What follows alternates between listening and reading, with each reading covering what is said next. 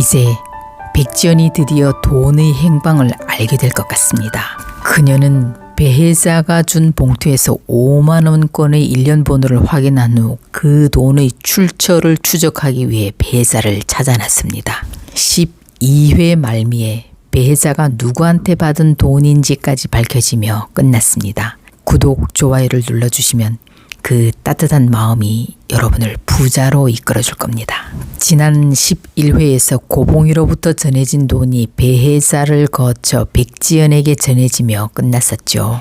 과연 백지연이 배혜자로부터 받은 그 돈 봉투에서 돈을 꺼내 1년 번호를 확인할지 말지 너무 궁금해하면서 12회를 기다렸습니다. 12회는 예상대로 백지연이 배혜자로부터 받은 돈 봉투를 그냥 무심하게 화장대 위에 던져두는 장면으로 시작됐습니다.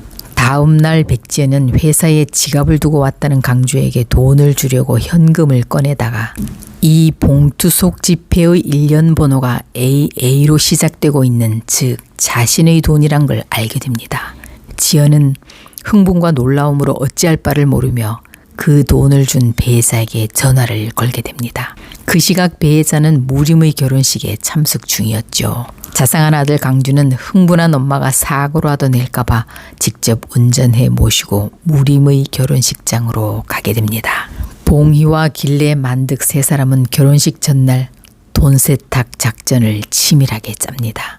세 사람은 가짜 축의금 봉투를 준비해 가방에 넣고 축의금을 받고 있는 태웅과 다리미를 잠시 화장실에 보낸 후 그 사이에 얼른 참석자 이름을 쭉 쓰고 그 돈 봉투를 축의금으로 세탁하는 작업을 하게 됩니다. 한편 지승도는 성실하다고 판단한 이다림을 비서로 채용하게 되는데요. 다림은 이 기쁜 소식을 언니 차림에게 먼저 전합니다. 예상과 달리 차림은 잘 됐다며 축하 인사를 건네고 이 과정에서 눈수술할 때 돈을 못 보태준 것, 막말한 일에 대해 사과합니다. 이 과정에서 자매의 훈훈한 관계 회복이 그려져 보는 이들에게 감동을 줬습니다. 과거 눈이 안 보이는 동생을 위해 항상 돌보고 보호막이 돼주었던 듬직한 언니의 모습이 드러나면서 12화에서 차림은 새로운 모습으로 그려졌습니다. 회사 생활을 처음 하는 동생에게 여러 가지 조언을 해주는 차림의 모습은 정말 듬직하고 감동적인 장면이었습니다. 다리미가 취직됐다는 소식에 가족들은 축제 분위기에 들뜨고 다리미는 8억 원을 갚을 장기 플랜을 말합니다. 고봉이와 만득 길래는 꾸지도 않은 돈 때문에 다리미가 애쓰는 모습이 안쓰러워 그 돈을 네가 갚지 않아도 된다고 말은 하지만 합리적 이유를 대지 못해 답답하기만 합니다. 한편 강주는 태웅이 승돈의 친아들임을 알게 돼 마음이 심란해집니다. 마치 짝사랑하다 차인 것처럼 자신은 승돈에게 좋은 아들이 되고 싶어 닮으려고 노력하며 살고 있는데 태웅은 아무런 노력을 하지 않았는데도 성질 급한 건 날 닮았네 라는 말을 듣는 게 왠지 부럽기도 하고 서운하고 질투가 솟구칩니다. 강주는 이 말을 계속 곱씹으며 술을 마시고 술이 취한 채 승돈을 찾아갑니다. 강주는 승돈에게 술주정을 가장한 어리광을 부리는데요. 아빠의 빈자리를 대신했던 승돈이 그 공허함을 다 채워주지 못했구나 싶어 정말 짠한 장면이었습니다. 술에 취해 대리운전을 하고 온 강주는 집 앞에서 세탁 배달을 하고 나온 태웅과 마주치게 됩니다. 강주는 태웅에게 승돈 앞에서의 무례했던 행동에 대해 사과하라고 요구하지만 태웅은 또 태웅대로 자신은 버려졌는데 강주는 승돈의 품에서 곱게 자란 게 질투가 나 서로에게 화풀이 주먹을 날리게 됩니다. 더구나 강주는 그 차 안에 다리미가 있는 걸 보고 더욱 화가 치솟습니다. 결국 태웅의 주먹에 맞아 강주가 쓰러지고 다림이 놀라 강주를 보살피자 태웅은 다림에게 화가 나 먼저 가버립니다.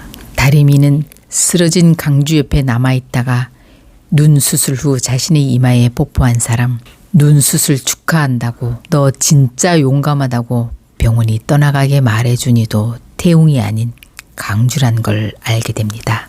또한 강주가 자신이 취직까지도 애써준 줄 오해해 더더욱 고마운 마음을 표합니다. 하지만 마음을 고백하며 사귀자는 강주의 제안은 단칼에 거절합니다. 세탁소로 돌아온 다리미는 태웅이 강주에 대한 험담을 하며 그와 만나지 말라고 하자 강주가 부잣집 아들이지만 매너 있고 다정하며 의리도 있다고 말하면서 그의 편을 들어 그녀의 마음이 조금씩 움직이는 듯 보입니다. 드디어 무림과 수지의 결혼식 날, 봉이와 길래 만득 세 사람은 아무도 모르게 축의금을 위조할 생각에 마음이 콩닥콩닥 뜁니다.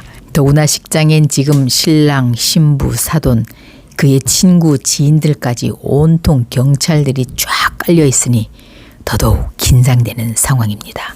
그런데 배혜자를 찾기 위해 식장에 들이닥친 강주와 백지연은 이리저리 뛰어다니다가 마침내 식당에서 밥을 먹고 있는 배혜자를 발견하고 그 돈을 누구한테 받았냐고 물어봅니다. 영문도 모르는 배혜자는 저 건너편에서 바비큐를 열심히 뜯어먹고 있는 고봉희의 얼굴을 가르치며 끝이 납니다. 다음 회 백지연은 김성훈에게 전화해 지금 청렴동에 범인들이 내 돈을 쓰기 시작했다고 보고하는데요. 그런데 그 저축은행 부사장 김성훈은 어떤 역인지 아직은 아리송합니다. 그가 진심 백지연을 도와주는지 아님 그가 캐피탈 부하들과 그 돈을 차지하기 위해 오히려 백지연을 이용하는 건 아닌지 다음 이야기가 궁금해집니다. 한편 지승그룹 비서가 된 다리미는 회장실을 드나드는 강주와 자주 부딪히게 되는데요. 그러다 우연히 태웅으로 인해 생긴 오해로 두 사람 사이가 크게 금이 가기 시작하는 듯합니다. 시청자들은 빨리 두 사람의 멜로 장면을 보고 싶어 하는데 어쩌죠? 어떤 오해가 생긴 건지 궁금해 주말이 기다려집니다.